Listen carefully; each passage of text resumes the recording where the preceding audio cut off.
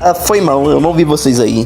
Enfim, hoje vamos voltar com o estilo de vídeos de reviews. E eu não acho que tem um jogo melhor pra gente voltar com esse estilo de vídeo do que Castlevania Symphony of the Night, que foi um clássico que inventou o gênero Metroidvania, e hoje vamos ver se ele envelheceu tão bem quanto dizem.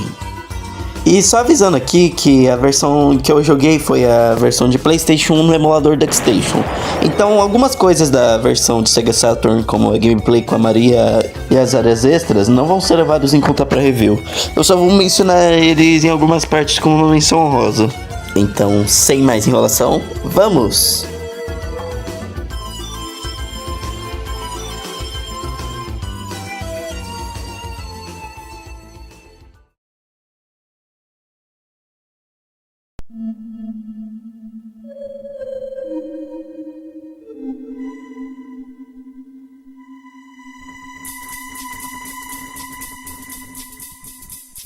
Começando a review pelos gráficos, só não tem muito a dizer, eles são perfeitos. Eu sei que já tem uma tonelada de vídeos falando sobre isso, mas eu vou explicar o porquê os gráficos desse jogo são tão bons. Começando com os personagens jogáveis, cada um deles tem animações próprias muito fluidas e bem feitas. E pra mim, essas animações são um dos melhores trabalhos com pixel art que eu já vi em algum jogo. E sinceramente eu também gosto das animações de ataque de espada com Alucard e os especiais do Richter. E além disso, a qualidade dos cenários e inimigos não fica tanto atrás. Os cenários continuam sendo bem bonitos e interessantes, apesar de terem toda essa estética trevosa, que pra mim até inspirou alguns cenários de Souls-likes atuais.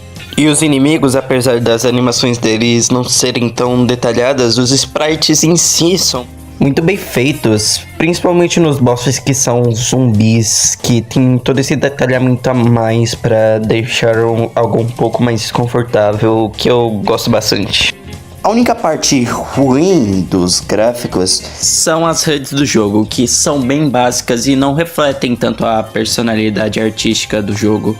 E foi até confirmado que esses HUDs são placeholders, mas no final o HUD acabou sendo aprimorado no port oficial para celular.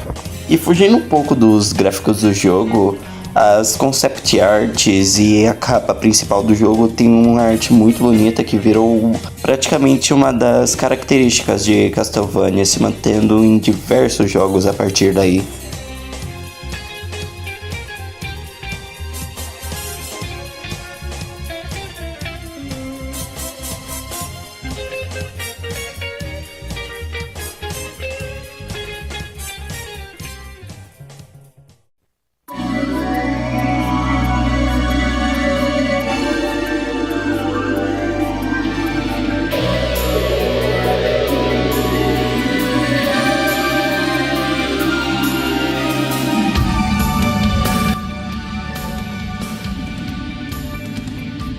As músicas desse jogo são só muito boas. Elas conseguem combinar bastante com os cenários e ainda serem boas de escutar fora do jogo.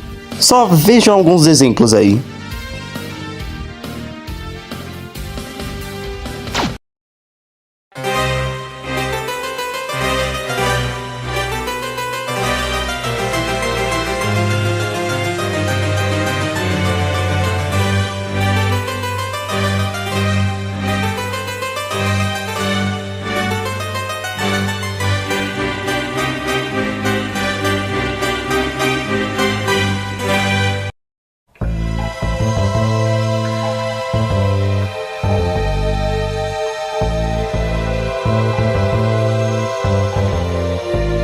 Eu acho muito legal que essa OST consegue ser muito diversificada no quesito de estilos musicais. Eu até queria falar um pouco mais dessas músicas, mas como eu não entendo muito do assunto, eu não acho que seria bom eu falar disso agora. E sim, pra quem já zerou todos, porque essa é a diferença de um fã pra um fanboy, temos mais 2 remixes da música Beginning do Castlevania 3. Como se já não tivesse mais 7 remixes dessa mesma música.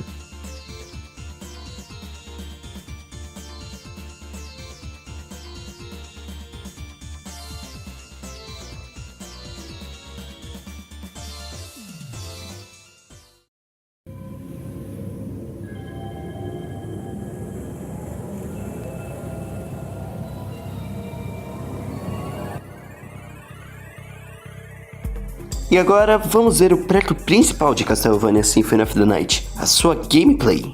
Eu vou explicar a gameplay de todos os personagens do jogo, menos a Maria, porque eu não vou abordar a versão de Sega Saturn nesse vídeo. Começando pelo Richter, que é um personagem que a gente só começa jogando com ele no prólogo, mas depois de zerarmos o jogo a gente consegue desbloquear ele pelo resto da campanha.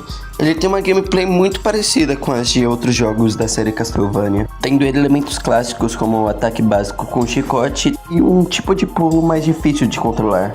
Mas também adicionado alguns elementos a mais na gameplay do Richter, como a opção de correr e diversos ataques especiais feitos com comandos parecidos de jogos de luta. Mas além disso, temos as Sub-Weapons, que são basicamente armas secundárias que a gente consegue utilizar gastando os corações. E sim, diferente do que você está pensando, os corações não são o HP do personagem. Continuando a falar sobre as Sub-Weapons, elas são armas bem variadas, como machados, água benta e uma cruz boomerang. E com elas você pode tanto usar um ataque básico que tem um custo que varia da Sub-Weapon, e também golpes especiais das Sub-Weapons que são exclusivos do Richter, e que também tem um custo de corações mais alto. Mas se vocês acham que era só isso que o jogo tinha, não, tem muito mais complexidade nesse jogo. E para encontrarmos ela, vamos ter que olhar no seu protagonista, Alucard. Se você quiser uma gameplay estilo platformer, você tem. Se você gosta de magias especiais de RPGs com comandos de jogos de luta, você tem. E se você gosta de uma gameplay RPG com diversos equipamentos, você também tem. Então, para eu poder analisar esse gameplay de uma forma mais fácil, vamos por partes. Começando pela movimentação básica, o Alucard possui agora uma física de pulo mais padrão, diferente da do Richter. Com ele tendo todos os movimentos padrões de jogos de plataforma como andar, pular, mas também ele tem a adição de movimento a mais, que no caso é um dash para trás para poder desviar de ataques inimigos, ou acelerar a movimentação. Mas com o tempo, não só a movimentação do Alucard, mas como outros elementos do jogo podem ser ampliados usando as relíquias. As relíquias, no caso, são coletáveis no jogo que podem dar funções novas ao Alucard, como movimentos como o pulo duplo, que também pode ser usado como uma voadora, e também um super pulo, que te ajuda a atingir localizações mais altas no mapa. Além disso, as relíquias podem adicionar muito mais coisas para o jogo, desde abrir portas trancadas até dar novas transformações para Alucard. E o que essas transformações fazem, eu vou deixar para falar sobre mais tarde. Por enquanto eu vou falar sobre o sistema de inventário, que já é um sistema bem familiar para quem joga Actions RPG tipo Dark Souls. Mas em resumo, durante o jogo você consegue encontrar alguns itens, desde armas até equipamentos e também poções. Mas no caso de Castlevania, cada slot tem um tipo em específico. Os dois primeiros slots são para itens utilizáveis, como armas, escudos e poções. Os itens equipados nesses slots podem ser utilizados usando algum dos botões de itens, sendo o quadrado ou a bolinha. A variedade de armas é bem grande no jogo, podendo usar desde espadas grandes até outros itens mais versáteis. Mas na sua maioria são mais espadas, que às vezes dão um ataque mais pro moveset do Alucard, mas também existe uma arma especial chamada Shield Rod, que se usada em conjunto com algum dos escudos, pode gerar algum efeito extra no Alucard. Aproveitando para falar sobre os escudos, eles não fazem muita coisa além dos poderes do Shield Rod e defender de alguns projéteis. E sobre as poções, elas também dão status diversos ao Alucard, desde curar o seu HP até defender de tipos de ataque específicos. Indo para outro tipo de slot, vamos para o slot de armaduras, que te permite equipar armaduras que aumentam a sua defesa. O próximo slot é o slot para capas, que permite você equipar as capas, que na maioria das vezes são itens mais cosméticos, mas às vezes dão alguns efeitos a mais como defesa e outras coisas. Também temos um slot para amuletos que dão efeitos extras para o Alucard, e alguns deles têm uma importância para você poder progredir no jogo. E por último temos mais 2 slots para anéis, que são em resumo algo bem parecido com os amuletos, mas também bem mais variado. E bem, isso é tudo sobre o sistema de inventários do jogo. Eu acho isso algo bem interessante que expande muito bem a gameplay, assim como todo o resto dos sistemas de gameplay no jogo. Mas ei, Lembra do sistema de transformações que eu mencionei anteriormente? No jogo existem 3 transformações: o lobo, o morcego e a fumaça. Todas essas transformações aparentam não ser tão boas de começo.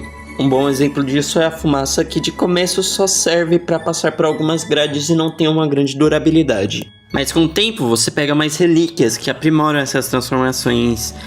No caso da fumaça, dando um aspecto venenoso para ela que dá dano nos inimigos e também aumentando bem mais a durabilidade dela. Agora sobre as outras transformações, o lobo de começo ele só pode dar uma corrida básica e também pular por grandes distâncias enquanto corre.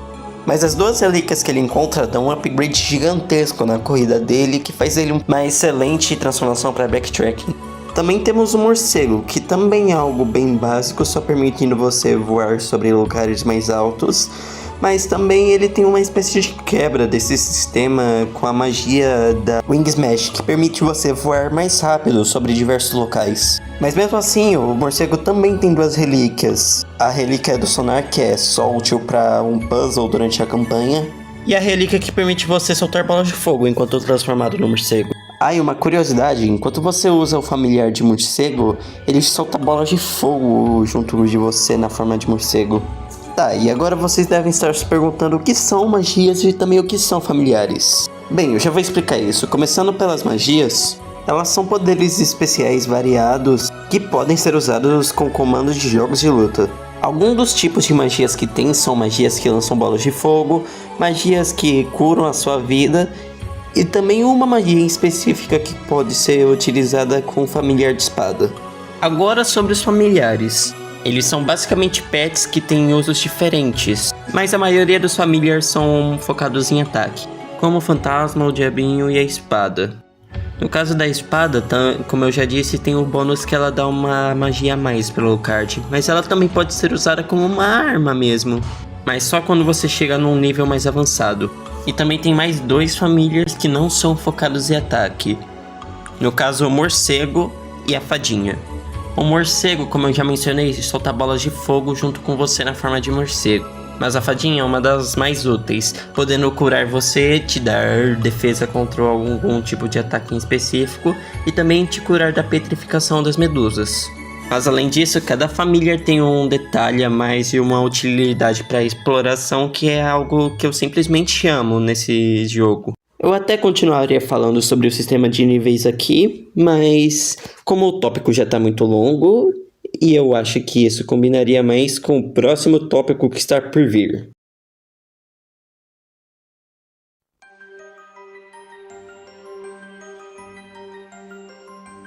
Beleza. Agora, como é que funciona a progressão no jogo? Bem, como a gameplay do jogo é bem variada, a progressão no jogo também varia para os núcleos diferentes dentro dele. No caso, para o combate, a progressão é feita no sistema de levels, algo típico de jogos RPGs, até funcionando de uma maneira igual, com você derrotando inimigos para aumentar seu nível, e quando você sobe de nível, você consegue upar seus status de maneira aleatória. E os status que podem ser upados são ataque, sorte, inteligência e constituição, por algum motivo. Mas algo que eu gosto no jogo é que o sistema de levels é mais algo extra para dar uma sensação de progresso e facilitar na hora de pegar itens raros, derrotar inimigos fracos mais rápido. O que faz o jogo não ter o problema de você ter que grindar muito para passar de uma sala. Também faz mais as batalhas contra bosses focarem mais na sua estratégia, em como você vai usar as magias e itens ao seu favor, do que você ter um level específico para conseguir derrotar o boss. Enfim, eu só gostaria que tivesse um modo boss rush ou alguma outra coisa para expandir o tempo de gameplay. Mas além da parte do combate, a progressão também se estende para a parte da exploração, que segue a mesma fórmula de jogos da série Metroid, que no caso é ter alguns locais que são bloqueados até você conseguir algum item ou habilidade específica. Isso pode parecer um tipo de progressão simples, mas ainda é uma progressão muito boa, pois estimula os jogadores a ficarem interessados no mapa e até voltarem para áreas anteriores e possivelmente ganhar itens mais úteis para a parte do combate do jogo e também para a própria exploração. E quando você achar que já explorou todo o castelo, boom, chega um castelo invertido com novos itens, inimigos e bosses. E se você, assim como eu, acha que tem que ter algumas coisas extras para aumentar a gameplay, tem coisas como retroachievements que você pode tentar fazer se você for um maníaco de conquistas. Agora eu acho que só falta um tópico. Eu não lembro direito o que era, eu acho que é...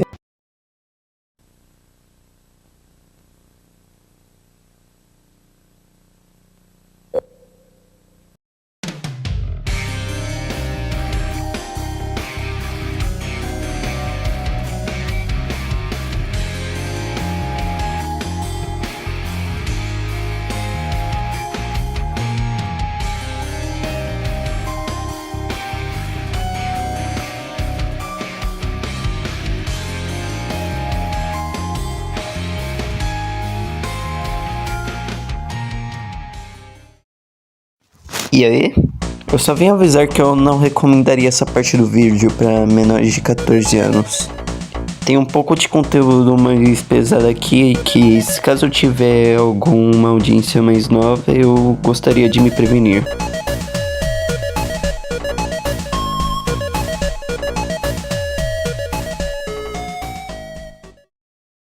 Antes de começarmos essa história, vamos ter um pouco mais de contexto. Um homem que seria conhecido como Drácula, junto com o auxílio da própria morte, conseguiu absorver os poderes de um vampiro conhecido como Walter. A partir daí, ele ficou retornando de século em século, mesmo após sua morte, para atormentar a humanidade junto com seu exército.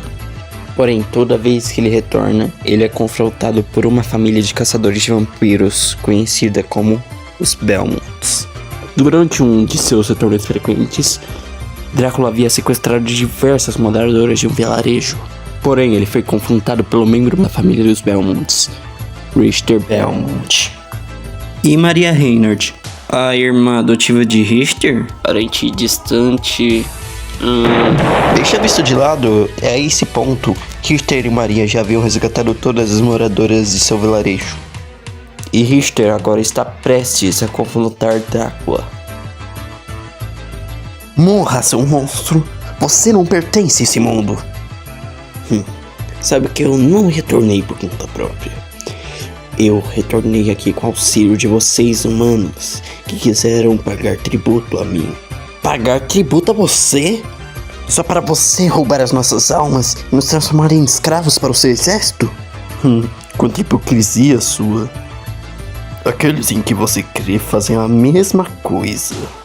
Suas palavras são mais nojentas que a sua alma imunda. A humanidade não precisa seguir alguém como você. O que seria o homem?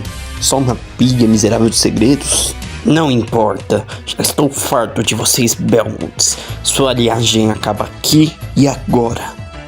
Após esse diálogo digno de cinema absoluto, Richter, com a ajuda de Maria, consegue derrotar Drácula e retorna para o seu vilarejo. Porém, 4 anos depois desses ocorridos, Richter Belmont misteriosamente desapareceu. Mas num período parecido, o castelo de Drácula, conhecido como Castlevania, havia retornado. Porém, na ausência de um Belmont, outra pessoa havia ressurgido para investigar essa situação. Alucard, o filho de Drácula, que há um tempo atrás havia se aliado com Trevor Belmont, um ancestral de Richter, para conter Drácula naquela época. Logo quando despertou, Alucard se informou sobre a situação, equipou sua espada herdada pela sua mãe e foi numa investida para o castelo. E no meio de seu ataque, Alucard encontra um velho aliado de seu pai. Olá, Alucard. Poderia me dizer o motivo de sua visita? Se já não estava claro, eu vim destruir esse castelo. Ainda simpatizando com os mortais. Não vou pedir que volte a ser nosso aliado, mas demanda um cessar-fogo da sua parte. Não. Se você acha que consegue simplesmente dizer isso impune, você está muito enganado. Então a morte rouba os itens de Alucard, deixando ele bem mais indefeso contra os perigos do castelo. Porém, ele continua avançando em sua jornada, e no caminho acaba encontrando Maria, que logo pergunta sobre o Richter, cujo Alucard reconhece como um descendente de Trevor. Então ele diz que não viu nada sobre o Richter até agora. Maria se despede e Alucard continua a prosseguir pelo castelo. No caminho ele encontra algumas coisas estranhas, tipo um ponto de save diferente dos outros e também uma sala cheia de espinhos. Eu me pergunto pra que isso serviria. E depois de tanta exploração, Alucard finalmente encontra ele. Abrem os portões. Venha, meus servos, esmaguem essa mosca. Espera, quem é você? Esse sangue. Você é um Belmont? Eu não sei se aquele é o Richter, mas com certeza ele é um Belmont. Após esse encontro com o Richter, Alucard não perde tempo e sobe pelas mesmas escadarias que Richter teve que subir para enfrentar Drácula. Mas agora, a situação é diferente. Eu estive te esperando, Alucard. De começo eu duvidei, mas agora eu tenho certeza que você é o Richter. Mas por que um Belmont iria ressuscitar o Drácula? Não está claro? Simplesmente meu único propósito é destruir Drácula. E eu só posso fazer isso uma vez pela minha vida. Não seria magnífico se eu pudesse fazer isso sempre? Só eu que tô notando que não faz sentido o Richter fazer isso. Em todos os eventos do Round of Blood, ele demonstrou desprezar Drácula. E agora ele simplesmente quer ressuscitar sem nenhum motivo plausível? Não. Tem mais peças nesse quebra-cabeça que precisam ser descobertas. Mas que magnífico! Agora, eu acho que eu já posso mostrar meu verdadeiro poder.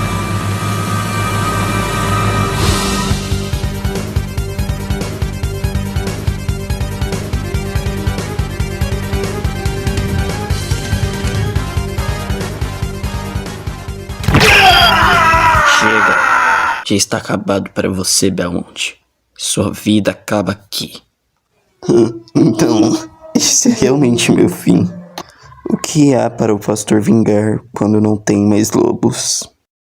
Após derrotar Richter, Alucard vê de longe o castelo de seu pai desmoronar.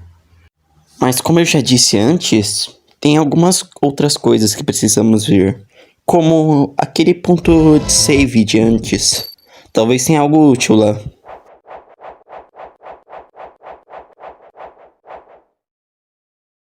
Ah não. Mãe! Alucard, é você? Sim, mãe. Por favor, aguente firme, eu já estou indo. Não, Alucard. Por favor, você não precisa. Mas, mãe... Por favor, só escute o que eu tenho a dizer. Meu filho. Os seres humanos vivem vidas terríveis. Seria melhor se você eliminasse eles todos, começando por aquele ao seu lado. Espera. Isso não foi o que a minha mãe disse naquele dia. Eu lembro exatamente do que aconteceu. E ela nunca diria algo assim. Você vai pagar por ter usado a imagem da minha mãe assim. Ora, parabéns. Você conseguiu escapar do meu feitiço. Eu até gostaria de brincar mais, porém você não ia mudar de opinião mesmo. Mas, espera, isso é o sangue. Você é filho do meu Lorde? Pelo que eu sei, quem morre no mundo dos sonhos fica preso num sonho eterno, né? Espera, o que você quer dizer? Após derrotar a Sucubus, um estranho anel dourado aparece por perto de Alucard. Nesse anel estava escrito: use ambos no relógio principal. Isso quer dizer que tem 2 anéis? Com certeza o segundo anel deve estar naquela sala dos espinhos. Após conseguirmos uma armadura que quebra espinhos, conseguimos entrar na sala e encontramos Maria novamente. Alucard tenta explicar a situação do Richter para Maria, porém ela não aceita que o Richter esteja trabalhando com as forças de Drácula. Por causa disso ela sai do local, mas lá no fundo da sala tinha um anel de prata que faltava. Usando os anéis de ouro e de prata ao mesmo tempo no relógio, se abre uma passagem secreta. Alucard? É você? Sim, ainda é confusa sobre o Richter? Não, eu já entendi que ele está trabalhando para o inimigo. Mas também descobri que ele não está fazendo isso por espontânea vontade. Ele está sendo controlado por alguém. Para libertar ele de seu controle, eu preciso que você pegue isso, Alucard.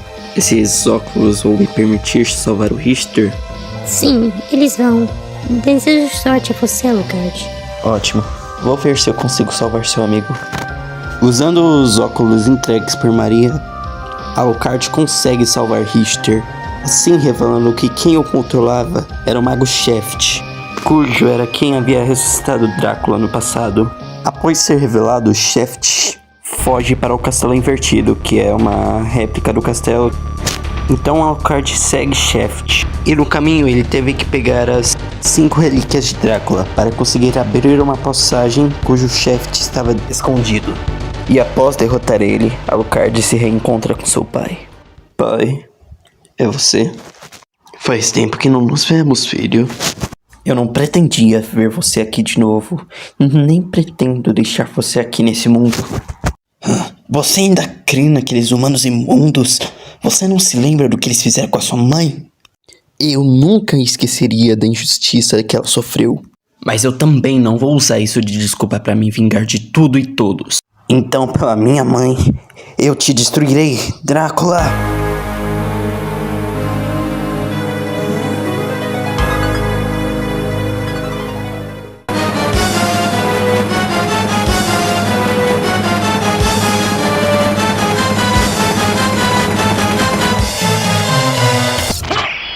Você já havia perdido essa batalha muito tempo antes, quando você perdeu a capacidade de amar. Será que ter adquirido tudo isso em troca de minha alma valeu realmente a pena? Meu filho, me diga, quais foram as últimas palavras de Lisa? Alucard, não machuque os humanos. Se caso não quiser conviver com eles, não os fira. Todos já sofrem bastante. Entendo. Me perdoe, Lisa. Adeus, filho.